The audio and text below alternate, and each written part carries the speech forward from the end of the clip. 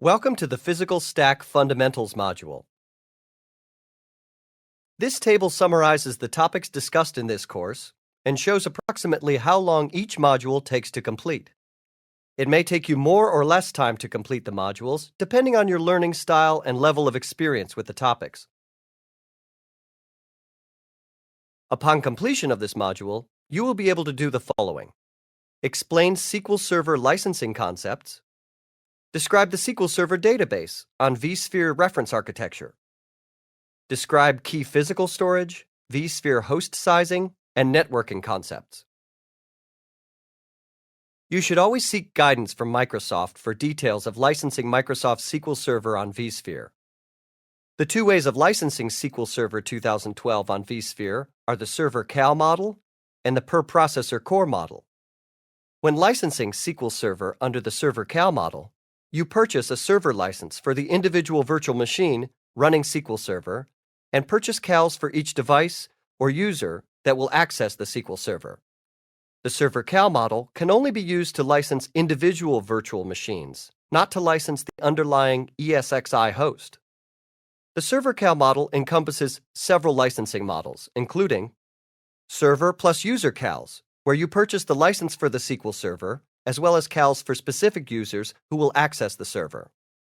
Server plus Device CALs, where you purchase the license for the SQL Server, as well as licenses for devices that will access the server. If CALs are purchased for a device, then any number of users can use the device to connect to and use the SQL Server. Server plus combination of user and device CALs, where you purchase the license for the SQL Server, as well as CALs for both users and devices. In such a setup, any number of users can access the SQL Server using the devices for which the licenses are purchased. In addition to this, other specific users can access the SQL Server using the user CALs. For example, employees in a call center can access the SQL Server using the device CAL, and remote users in the organization can access the SQL Server using their user CALs. Licensing under the Per Processor Core model involves purchasing licenses for the number of processor cores in the physical server or virtual machine. Note, this is a change from previous versions of SQL Server that license processor sockets rather than cores. In this model, you do not need to purchase CALs. This model includes access for an unlimited number of users or devices to connect from inside or outside of the firewall. The Per Processor Core model can be used to license individual VMs, or it can be used to license the ESXi host itself. Licensing all processor cores in the ESXi host is the first step towards maximum virtualization, where multiple VMs can be run on the ESXi host without accounting for licenses for each individual VM. Maximum virtualization also requires that the SQL Server licenses have software assurance, or SA, which enables full virtual machine mobility throughout the licensed hosts. The 4-core minimum rule requires each server, VM, or ESXi host to license a minimum of 4 core licenses, regardless of how many cores a server has. Even if your VM only has one single core vCPU, it would require 4 core licenses if it is licensed as an individual VM. Another consideration is license mobility, or the ability to freely move software licenses from one host to another as the virtual machines migrate around the cluster. License mobility under SQL Server 2012 requires software assurance, or SA, and any addition of SQL Server 2012, Standard, Business Intelligence, or Enterprise with SA gains license mobility rights. Without SA, the only allowed movement of virtual machine licenses is once every 90 days in a pre-planned, non-failover situation. Further details on licensing virtualized SQL Server are available at the links on the slide. The good news with SQL Server consolidation is that you can realize very significant cost savings, not just on the infrastructure side, but also on the licensing side. Today, most SQL Server instances are used at just 5 to 10% on average. By consolidating, you not only increase infrastructure utilization, but also license utilization. In this example, we are going from 8 individual DB, each on a dedicated host, to a pair of shared hosts running 8 DB instances. With Enterprise Edition, You just need to license physical processors, so you effectively consolidate your licenses in addition to servers. Logical cores, also called hyperthreading, do count when licensing the entire host, so weigh the performance benefit of enabling hyperthreading on the host into your licensing costs. This leads to a very significant reduction in licensing costs, especially since software licenses tend to dominate the cost structure for SQL deployments. SQL Server requires licenses for all active nodes. In a normal failover scenario, SQL Server permits licenses to be transferred from an active node to a passive node. In a planned maintenance scenario, however, additional licenses could be required for the secondary node depending on the SQL Server additions. With software assurance, licenses may be reassigned within servers in a server farm as frequently as needed, regardless of the SQL Server addition. Licenses may be moved from a primary host to a secondary host. Without software assurance, licenses are restricted to reassignment once every 90 days. If maintenance takes place more frequently than every 90 days, additional licenses are required for the secondary host. A valid SQL Server license is required on the target host for vMotion. SQL Server 2012 Enterprise Edition, with Software Assurance's unlimited VM support, provides the most flexible terms for vMotion. Microsoft defines a server farm as up to 2 data centers located within either 4 hours of the local time zone, for example, East Coast to West Coast. A data center can also be defined as within the European Union and/or European Free Trade Association. Documentation of the above can be found in the Microsoft published document Application Server License Mobility Guide at the URL shown. Here is a short list of reasons to implement vSphere version 5.1 under your business-critical SQL Server workload.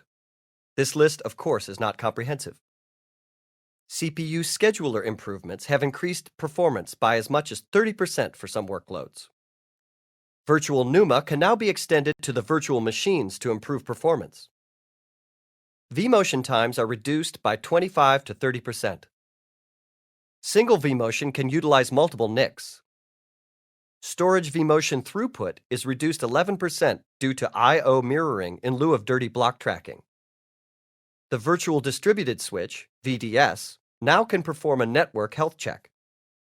VMware HA sports enhanced algorithms and configuration options to reduce the risk of failover restart in a resource-constrained cluster.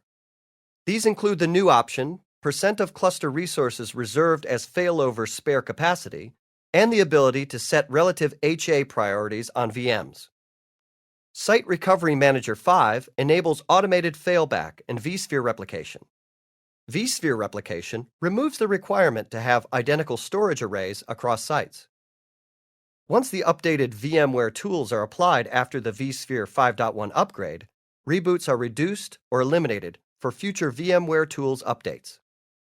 64 vCPU support per VM, and 1 terabyte memory per VM. We list the vCPU and memory scalability last. Both require Virtual Machine Hardware version 9.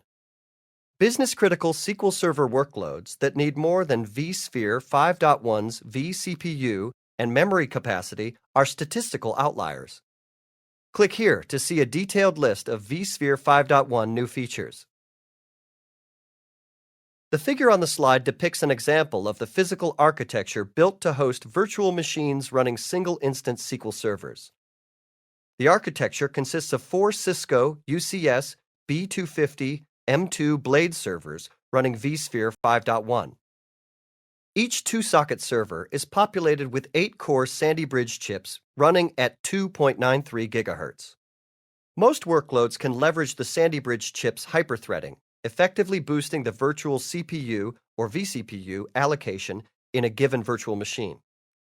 It is significant that each host has 384 gigabytes of RAM and leverages a faster network such as 10 Giggy. The significance of both of these will be discussed shortly. This reference architecture demonstrates the Cisco UCS, converged storage, and network fabric. Thus, the architecture also includes a pair of Cisco Fabric extenders and a pair of Cisco Fabric interconnects. Beyond the Cisco UCS Fabric interconnects, the network is 10 Gig E.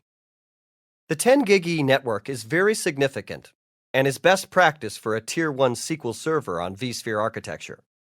10 Giggy network bandwidth opens the door to the configuration of multiple VLANs with varying purposes, including application traffic and a vMotion interconnect. The storage fabric is 8 GB. Shared storage is provided by an EMC VNX 5500 array with 58 600 GB 10K SAS drives and 14 100 GB flash drives. The figure on the slide depicts the logical reference architecture of the SQL Server on vSphere environment. Each ESXi host is configured with full hardware redundancy for both network and storage paths. 3 of the ESXi hosts run virtual machines containing single-instance SQL servers. Notice that 2 of these 3 ESXi nodes host multiple virtual machines containing Tier 1 single-instance SQL Server workloads. The third ESXi host is dedicated to a single SQL Server instance with a very large 128 GB buffer pool. Given that one of SQL Server kernel's key performance principles is that it reads from and writes to its RAM cache, therefore the SQL Server on VMware environment is configured with no memory oversubscription. A fourth ESXi host primarily serves as a VMware HA failover target. The fourth ESXi host is also home to VMware Virtual Center Server on a Windows 2012 guest and a workload simulator instance. From a SQL Server licensing perspective, all physical cores in at least 3 of the 4 ESXi hosts are licensed. The fourth ESXi host may need to be licensed if the SQL Server databases are actively used for end-user tasks, unless that takes place within the constraints of the high availability rules. SQL Server licensing will be discussed at length later in this course. The discussion of storage begins on the lower physical end of the stack. Fibre channel storage has traditionally been the high-performance offering to beat. In recent years, the performance of NFS and iSCSI has been gaining on Fibre channel. The network-attached storage options, NFS and iSCSI, can provide very good performance, suitable for many Tier 1 SQL Server workloads.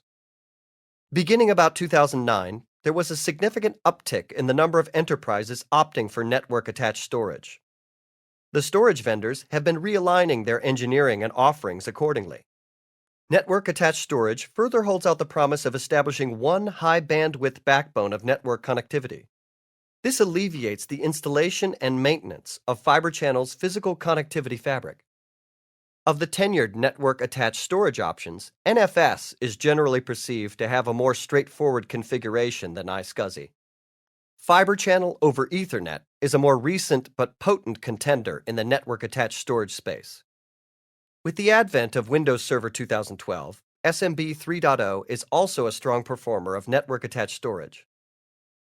Storage performance depends more on the way the storage solution is configured and implemented for the various workloads.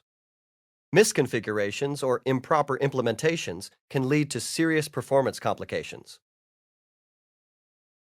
As an alternative to VMDK, enterprises can use raw device mapping, or RDM. Using raw device mapping has some minor drawbacks. RDM is more involved to configure and operate than VMFS. Each RDM uses a simple link file very similar to a Unix-Linux symbolic link. It might be advisable to remove these links to minimize the threat of applications inadvertently accessing the storage through them. You can script to automatically remove the link files. RDM link files can be added and removed with the PowerShell or by using VMware CMD on earlier ESXi versions.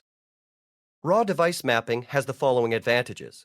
It is compatible with Microsoft failover clustering, Microsoft Windows 2008 and above, and Microsoft cluster services, Windows Server 2003, whether native or virtual. RDM allows for a presented drive to a guest to exceed 2 terabytes.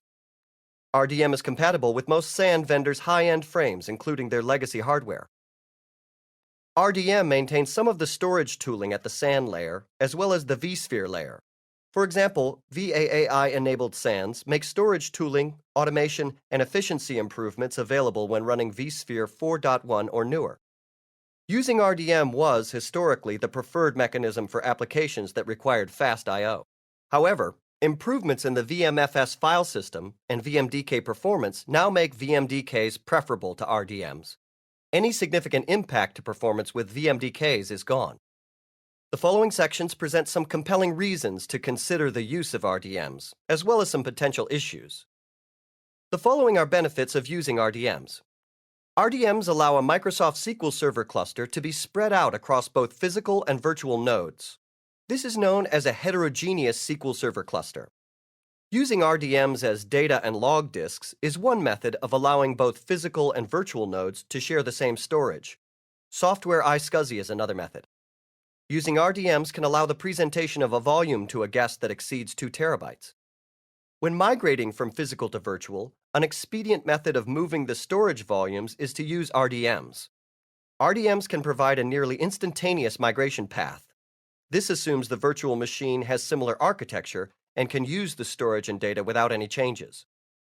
RDMs can address a concern that Microsoft support might request that a problem be reproduced on physical hardware.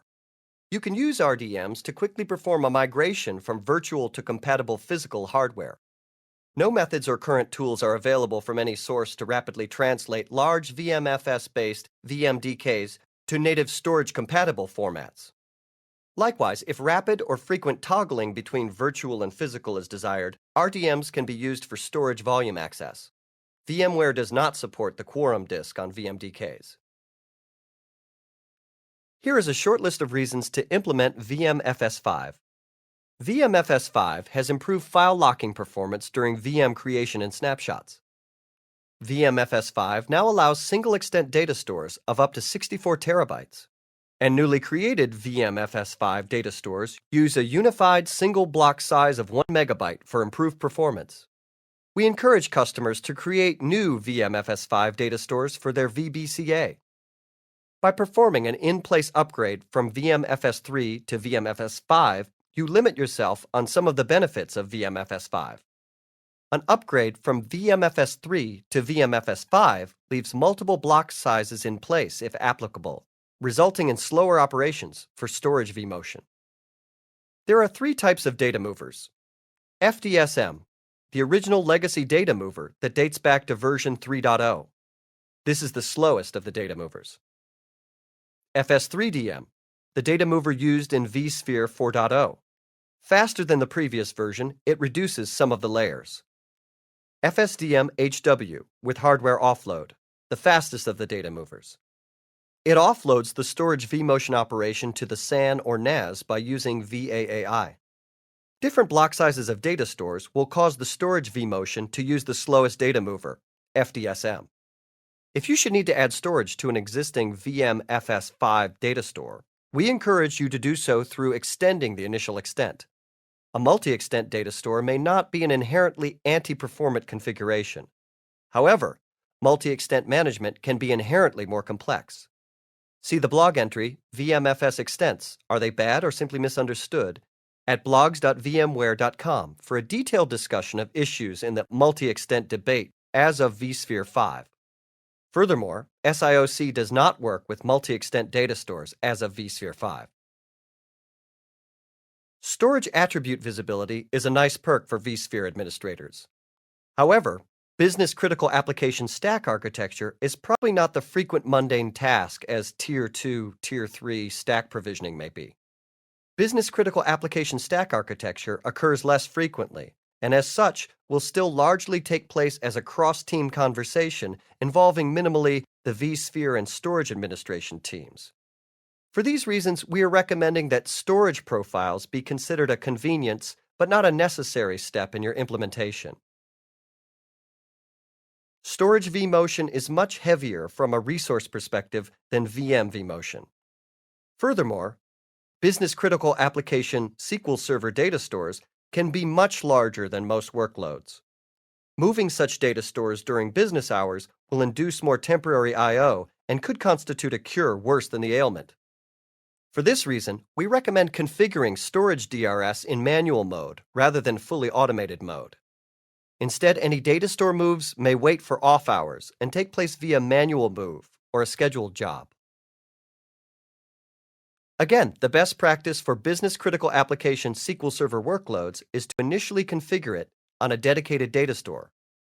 Storage I/O control is intended to mitigate and manage noisy neighbor I/O problems between multiple workloads sharing the same data store. SIOC has no purpose in a workload on a dedicated data store. Should a BCA workload share a data store with other workloads, avoid configuring SIOC IOPS limits on the BCA workload. When latency triggers SIOC to enforce I/O limits, an SIOC IOPS limit can bar the workload from leveraging I/O resources even when those resources are not needed or used by other workloads. We present a fictitious storyline to relate major SAN and vSphere capabilities together in a decision tree for a virtual business-critical application SQL Server workload. In this hypothetical scenario, a committee evaluates its enterprise's hardware capabilities, software licenses, and needs. The committee is minimally staffed by vSphere and storage administrators and is chaired by the CTO.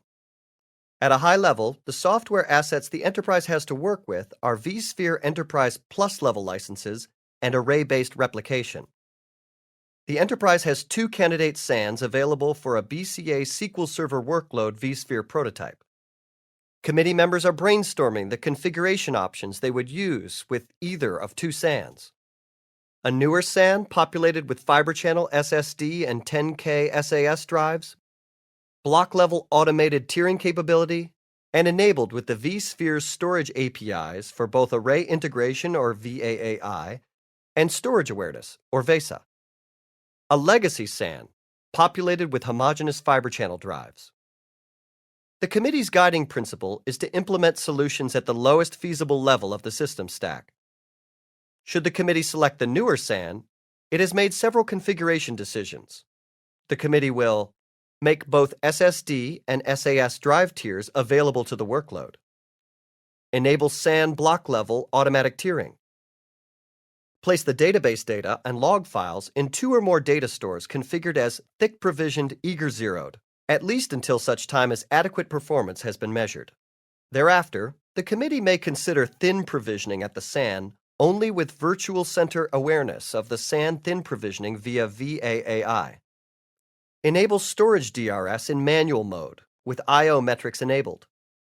The committee will configure the storage DRS I/O latency threshold at least as high as the SAN's auto-tiering I/O latency threshold to avoid the generation of SDRS move recommendations, the need for which may well be mitigated by SAN automatic tiering corrections.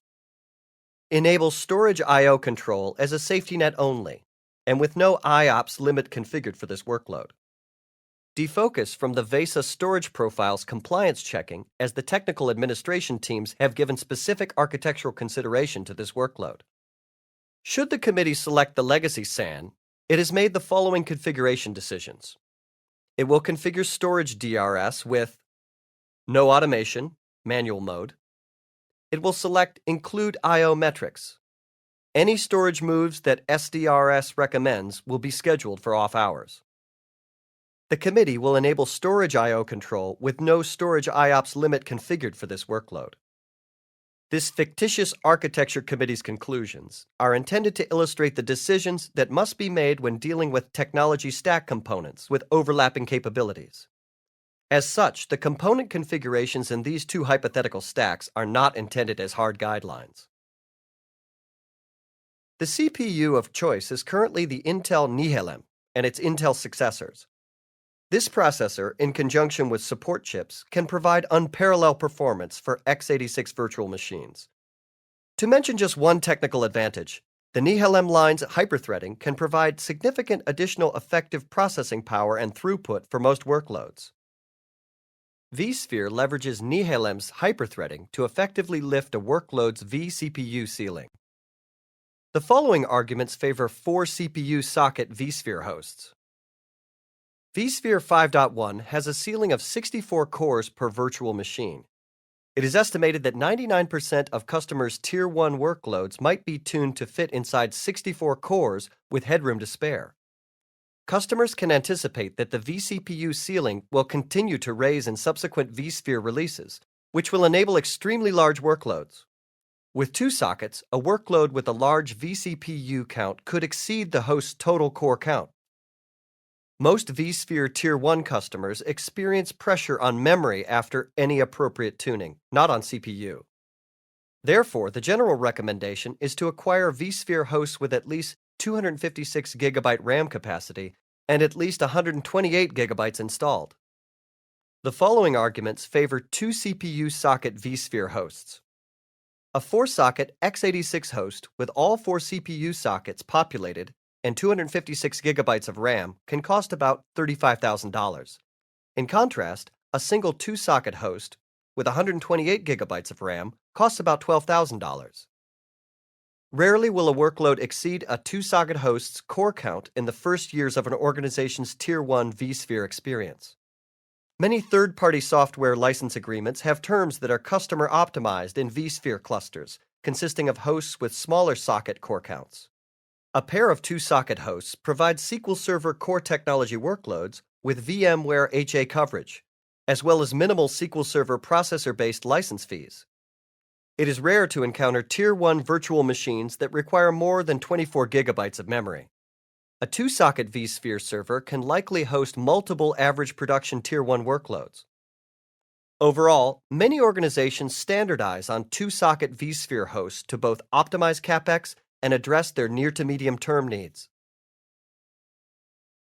Non-Uniform Memory Access, or NUMA, is a computer hardware multiprocessor design concept that dedicates memory for each CPU socket. It provides potentially faster access to the memory used by a process on a given socket, which leads to performance gains. SQL Server is designed to be NUMA-aware. vSphere 5 can now extend this awareness of NUMA to the operating system inside virtual machines, and is commonly referred to as Virtual NUMA, or vNUMA. This awareness can potentially boost application performance inside virtual machines. By default, vNUMA awareness is enabled for virtual machines with at least 9 vCPUs, and otherwise disabled. It is also disabled if CPU hot add is enabled. vNUMA can be enabled for virtual machines with fewer than 9 vCPUs by setting the numa.vcpu.min configuration parameter. For more information, see Performance Best Practices for VMware vSphere 5.1 by clicking on the link shown on your screen. For decades, one of the ways the SQL Server kernel has gleaned performance is by reading from and writing to memory. The SQL Server kernel does not know anything about disk. It surrounds itself with background and shadow processes to do disk I/O when necessary. As such, the SQL Server database kernel does not perform well when any of its memory areas are swapped out. For this reason, do not assume to oversubscribe memory shared by Tier 1 SQL Server workloads. This shifts the paradigm for many of this course's students who have years of successful consolidation experience. Memory sizing is critical to success in virtualizing SQL Server Tier 1 workloads. If the vSphere hypervisor is starved for memory, everything running on the host suffers. vCenter Server should report no ballooning. Memory ballooning is a common problem in Tier 1 workloads and can cause severe performance problems. Conceptually, the balloon driver is a good idea, as it can successfully provide fallback management of memory oversubscription in some situations. But under no circumstances should the balloon driver be disabled. Create guest reservations for 100% of the memory for SQL Server workloads to prevent ballooning. The reservation also directs DRS to avoid relocation to a host with insufficient resources. Plan such that a memory reservation will not prevent VMware HA from restarting a failed virtual machine on another host. Months of actual production performance metrics may indicate some latitude to oversubscribe memory resources. In that case, a best practice is to not oversubscribe Tier 1 SQL Server memory beyond a factor of 1.2. There will be more on memory configuration concepts later in the course during the discussion of virtual machine memory configuration.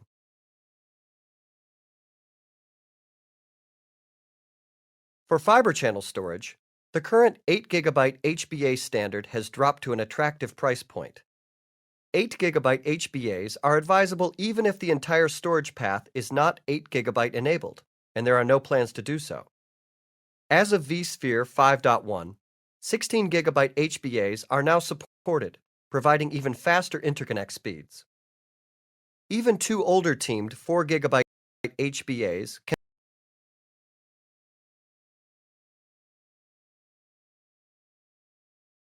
gigabytes sustained out of a single vSphere host in a properly configured fabric. For most Tier 1 workloads, that is enough I/O to host two such workloads per host. Enterprises should evaluate the possibility that rack mount servers, as opposed to blades, may have more slot expansion capacity down the road. All hardware must be verified against both the VMware Compatibility Guide, or HCL, as well as Microsoft's own HCL. Furthermore, the operating system version and patch level must be verified against SQL Server's certification matrix. It is all too easy to get in trouble by skipping one of these three compatibility valid steps. 10 Giggy is becoming more common, replacing 1 Giggy network interfaces. In addition, if the network supports an active-active configuration, 10 Giggy also provides a multiple of the base network bandwidth. Should you select a 10 Giggy network, you are wise to validate that the network throughput is commensurate to the 10 Giggy card rating. That cards and drivers appear to install and run without errors is insufficient. All storage networks with 10 Giggy topology can benefit from jumbo frames. Jumbo frames make the storage network much more efficient by sending larger payloads. Jumbo frames incur a cost if a packet is dropped or malformed and must be retransmitted. However, LANs, and in particular storage networks, do not usually experience many dropped packets. The University of British Columbia benchmarked an 85% IP-based storage performance improvement by enabling jumbo frames on its 10 Giggy network. Jumbo frames can be notoriously difficult to configure, but the one-time effort is worth it. Implementing jumbo frames requires that it be enabled throughout the network topology. This can include the guest virtual machine, virtual switch, physical switch or port, and storage NICs if applicable. See iSCSI and jumbo frames configuration on ESX 3.x and ESX 4.x by clicking on the link shown on your screen. A jumbo frame maximum transmission unit, or MTU, can be increased from the Ethernet default of 1500 bytes to 9000 bytes. The larger payload provides for increased efficiency and higher throughput.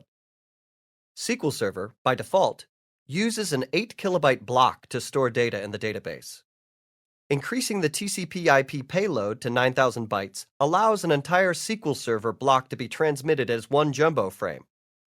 Without the jumbo frame configuration, a SQL Server block may be divided into 6 TCP/IP packets. Enabling jumbo frames for a Giggy network is not recommended. The theoretical limit for a Giggy interface is 125 megabytes per second. That is reduced to around 80 to 100 megabytes per second once TCP overhead is accounted for. Enabling jumbo frames on a Giggy network may produce only about 10 megabytes per second of throughput boost. The diagram shows a 10 Giggy configuration with VLANs. The network during normal operations has a 20 gigabyte capacity. However, the configuration provides a minimum amount of network bandwidth for each VLAN even during a network path failure. The management network's bandwidth needs are minimal. The allocations reflect the fact that most workloads have lower application bandwidth needs than the vMotion network, or IP-based storage, if applicable. Some 1 Giggy shortcomings. 1 Giggy is slower and has lower throughput. 1 Giggy can be unnecessarily complex. An average vSphere host using 1 Giggy has more than 6 NICs per host. The average 10 Giggy vSphere host has 2 NICs. This impacts vSphere configuration. 1 Giggy can involve higher CapEx. Consider the cost of network cabling, network switch ports, and PCI slots in the vSphere hosts. 1 Giggy can be more rigid in terms of static bandwidth allocation. In contrast, 10 Giggy and vSphere network I/O control enable services that need burst bandwidth, such as vMotion. For more information, see VMware Network I/O Control, Architecture Performance, and Best Practices, VMware vSphere 4.1 by clicking on the link shown on your screen. This concludes the Physical Stack Fundamentals module. In this module, you were taught SQL Server licensing concepts. You were introduced to the SQL Server database on vSphere reference architecture. You were also led through a discussion of physical storage, considerations in vSphere server host sizing, and network options. Now that you have completed this module, feel free to review it until you are ready to start the next module. When you are ready to proceed, close this browser window to return to the course contents page.